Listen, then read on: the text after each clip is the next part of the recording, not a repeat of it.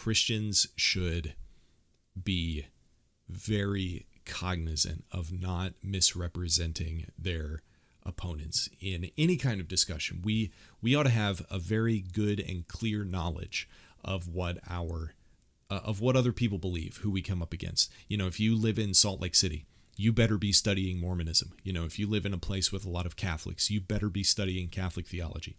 If you're surrounded by Eastern Orthodox people, you should be doing some reading into Eastern Orthodox. If we are surrounded by dispensationalists, and we all are, then we should be doing reading into dispensationalism. And if you are a dispensationalist, you also have to know that you are surrounded by people who are not dispensationalists. There are historic premillennials, there are amillennials, there are postmillennials, and all of those people are not dispensationalists.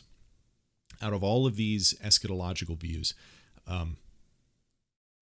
there might be a huge chunk of dispensationalists in America, but in history, it's a minority position. And so, something that I think dispensationalists in general do a really poor job at, and we do too, like everybody does a poor job at this, is understanding what other people believe, what other important views are. Because we don't want to be in echo chambers. We don't want to just think our view is correct because we grew up in the view, or because my parents told me. We all know that that's not a good enough reason to believe something. And the best way to know that you are correct and to be able to interact with people who think you're not correct. And again, this advice applies to everybody.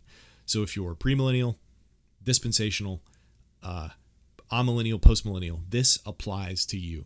You should be doing some amount of research. You should have some kind of cursory knowledge in the things you care about of the other views.